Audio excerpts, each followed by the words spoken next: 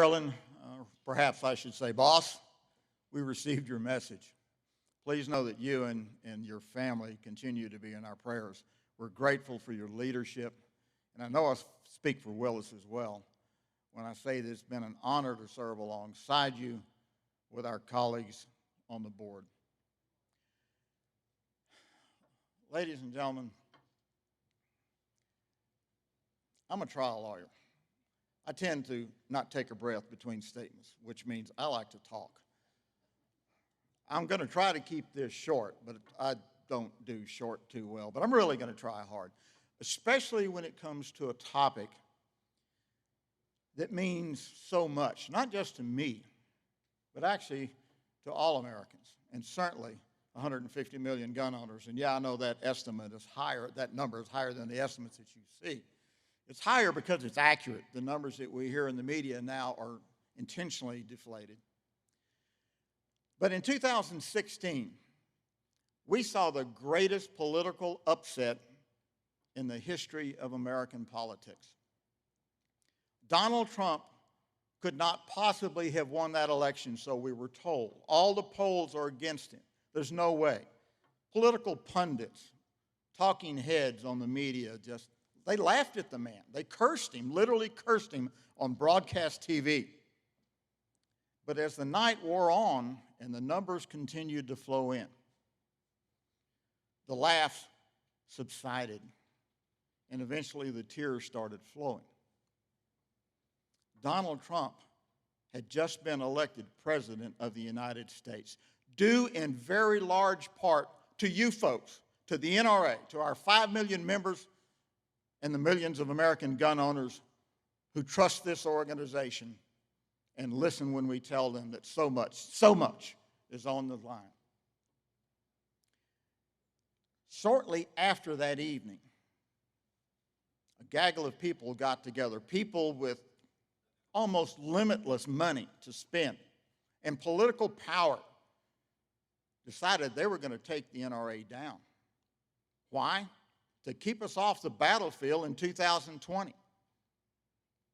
Names that probably are familiar to all of you folks: Letitia James, Michael Bloomberg, Andrew Cuomo, George Soros, are all dedicated to this plot, if you will, of destroying the NRA.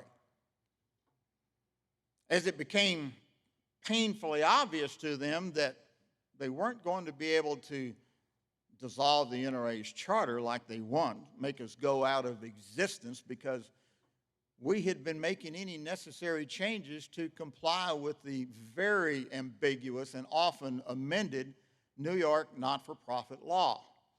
Why had we gotten ready for it? Because of Wayne LaPierre.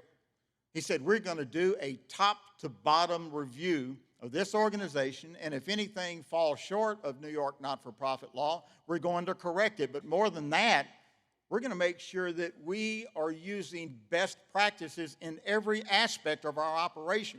This started in 2017. At some point, the people that I mentioned earlier and the New York governmental agencies, in New York State that is, decided this plan's not going to work. These people are getting their act in order if it was ever otherwise. So they then launched into an attack on Wayne LaPierre.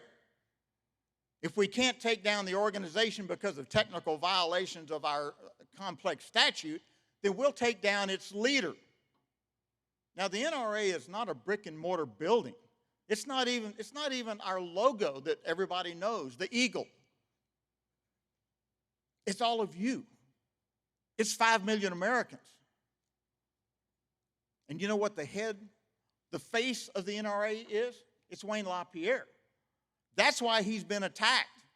If you can't defeat the organization, defeat its leader and hope that that will slop over on the organization itself. Hope that you can leave it kind of floundering, trying to rebuild. That's why all of these attacks have been launched against Wayne. They're lies.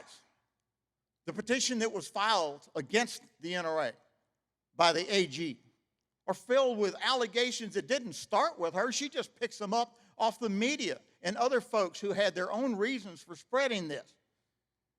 And she files it in spite of the fact that she knows full well It's not true.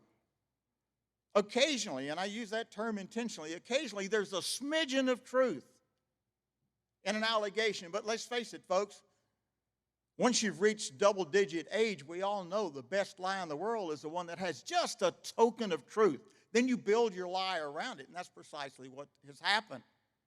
And those lies are repeated in the petition. They're repeated in the media. Why? They're trying to tear down Wayne. Fake news outlets are doing it all the time. I've been a trial lawyer for 34 years. I've seen clients that have been the targets of lies and pretty sophisticated campaigns. But in those 34 years, I have never seen a man so vilified with bags of lies as I have Wayne LaPierre, and he stood tall the whole time. I talk to Wayne all the time, as you can imagine, as an officer. And I've asked him, not a whole lot, be honest with you, because I don't want him to feel like I'm piling on, but I've asked him, how do you do this, Wayne? How do you stay in it? With your 40 years with the NRA, how do you stay here? And his answer in the 2 or 3 times I've asked him over the years has always been the same. I don't have any choice.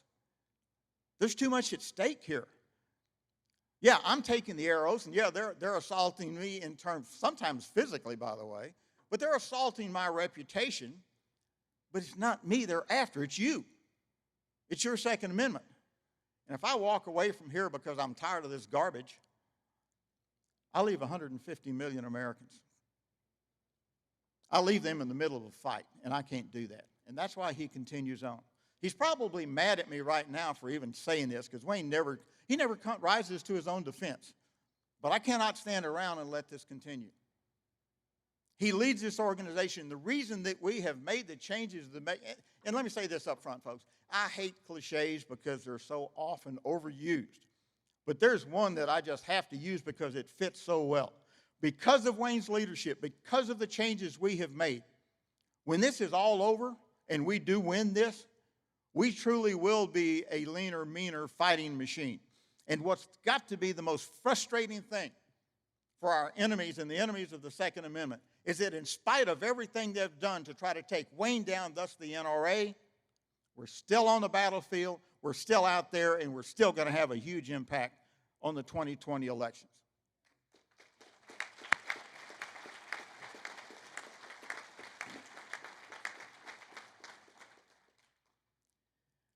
What I find especially frustrating is that I have come to expect lies from our enemies, those who want to tear down the Constitution and the Second Amendment. But what really cuts to the core with me, and I love the fight. That's what I say. That's the reason I'm a trial lawyer. I love the fight. But I expect an honorable battle. Perhaps I'm naive. Perhaps I've lived past my era. But when I see attacks coming from people who claim to be allies of the Second Amendment, people who should be our friends, people who pick up lies spread by the likes of Bloomberg and Letitia James and start spewing them within the Second Amendment community, attacking Wayne with the same exact lies that we know are false, that they know are false, to me that's despicable. That's not arguing over an issue. That's not fighting for our cause. That's fighting for some kind of personal gain, whatever it may be. I was raised by a man who was a World War II combat vet. And I was raised at a time when the greatest honor that could be bestowed upon a man, the greatest title that could be given to him, was the title of friend. Because my dad, at a very early age, told me, he said, son, we tend to call too many people friends when they're really acquaintances. We have common interests. We enjoy being with them. But a friend, a true friend, is the man who will place himself in harm's way for somebody else, especially a man who will do so for people he really doesn't even know. And again, this came from his combat experience. I've lived by that philosophy for 70 years. Please join me in welcoming our friend, your friend and mine, Wayne LaPierre, who is standing in harm's way for us.